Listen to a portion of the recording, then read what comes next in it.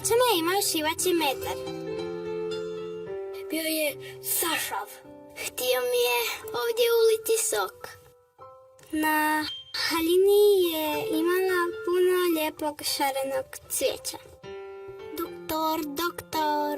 Doktor Žbunj i Livadić. Pokazao nam je mađioničarski trik. Zbog njih ljudi ponekad prasnu smijeh. A kad odu, više mi nije zabavno. Odjednom sve postane tiho. Tu budu jako kratko, ali zauvijek ostanu u sjećanju. Crveni nosovi, klaunovi doktori donose osmijeh u bolnice.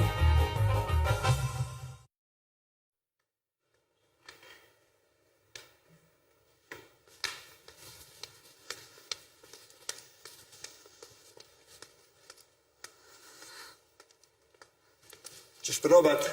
Hoću. Dođi. Kom bi odolio pozivu doktora Ludeka? Dakle, draga djeco, cirkus pacienticus. Pacientus. Doktore Ludek, ovo što sada izvodimo ovdje je zapravo dio vašeg novog cirkusa. Tako je.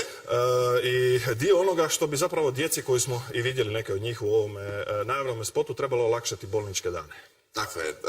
Dakle, radi se o projektiću crvenih nosova klaunova doktora koji se zove Cirkus Pacientus, gdje nastojimo djecu koja su na dugom boravku u bolnicama podučiti cirkuskim vještinama, raznim. Od žongliranja, vrčanja tanjurića, manipuliranja sa štapićima. Koliko im recimo treba da usvoje ovo što sam ja usvojio odmah, jer sam kao da sam rođen u cirkusu, jel da? Da, savršeno. Ja odmah mislim da se za glavnu pozornicu, za glavni program, ali u našem programu uglavnom je dosta intenzivan tečaj, znači traje 4 dana, gdje bi 5. dan svako od njih imao priliku prezentirati kroz jednu malu predstavicu to što radimo, tako da evo ovaj tjedan trajemo. U petak predstavljamo ono što smo naučili u ova 4 dana, jer eto, dogodi se to da djeca u stvari uz druženje s nama moraju doma. Mi ih čak pristojno zamolimo da možda ostane još koji dan duže, što oni rado i ostanu, ali u principu dogodi se to da moraju otići naime u svoj normalni redoviti život, tako da petkom imamo veliki rastanak, i bolje da odu u svoj redoviti život. Crveni nosovi i Cirkus Pacientus, dakle novi projekt crvenih nosova. Sve su iz pozadine mudro gledale ove dvije dame. Mi muškarci nikad ne odrastemo, pa se volimo ludirati. Igrati, tako je. Da ljudi ipak vide da je to jedna ozbiljna stvar. Pridružite nam se, lijepo vas je bilo gledati. Vidim ti karijeru u cirkusu, evo. Ma imamo ovaj rad u zglobu. To mi je rekao doktor. Doktora Ludeka smo već predstavili i upoznali. Zoran Vukić iza tog imena doktora Ludeka, a dama koja nam se pridružila u studiju, Mladenka Majerić, izvršna direktorica Crvenih nosova klaunova doktora. Dobro jutro i vama. Dobro jutro vama i svim našim gledateljima. Čuli smo jedan dio projekta, čuli smo jedan dio toga što radite. Gdje se zapravo rodila ideja da baš na ovakav način doprete do djece koja su u bolnicama na liječenju? Pa u Hrvatskoj se ideja rodila baš prije 5 godina, to i slavimo ove godine. Naš moto ove godine je 5 godina crvenih nosova za 50.000 osmijeha na lica bolesne djece, odnosno bolesnih i nemoćnih, jer u stvari obilazimo sve bolesne i nemoćne. A ideja je u stvari puno starija od naših 5 godina, ona postoji već, pa to je negdje tamo 70. godinama. Prošlog stoljeća, čak od prošlog stoljeća. Počelo u Sjedinjenim Američkim Državama. Zoran kao klaun je prije radio u bolnicama, ali evo, baš kao organizacija Crveni nosovi osnovali smo 2010. godine. Znali smo pratiti vaš rad, vidjeti priloge koje su snimale naše ekipe.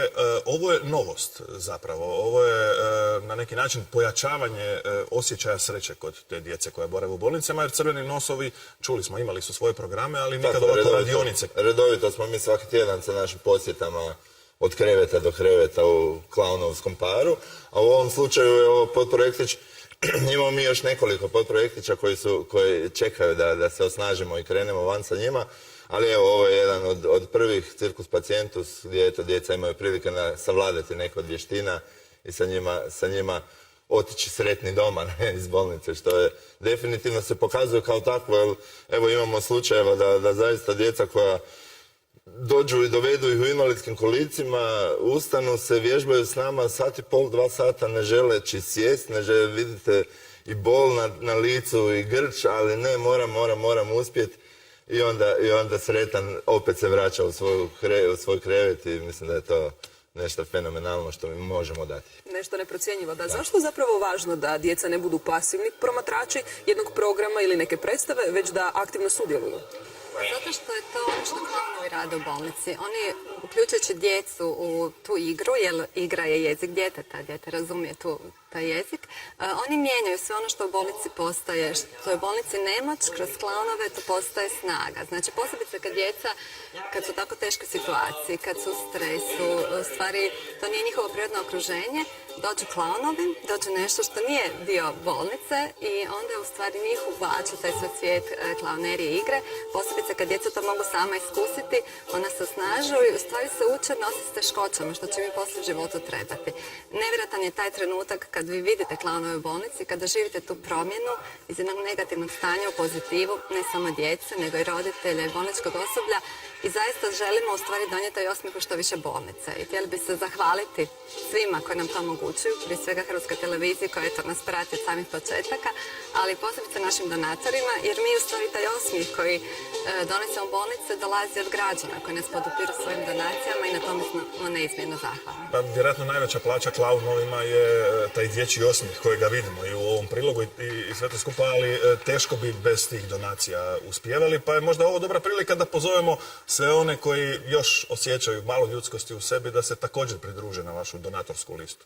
Evo, čuli smo ovih dana u stvari dosta aktualna situacija da djeca sama se odluče donirati za djecu. Tako da je meni fenomenalna stvar da djevojčica koja slavi rođendan ne želi poklone, nego želi sve te novce koje bi utrošili u neku plastiku ili ne znam što već, uložiti, skupiti i uložiti za dobru stvar. Čuli smo i danas, evo i kod vas u garderobi da imamo takve slučajeve, znači to je isto jedna od stvari koje smo realno uspjeli na neki način senzibilizirati i mlade, i djecu, i odrasle i steći povjerenje u stvari što je najbitnije.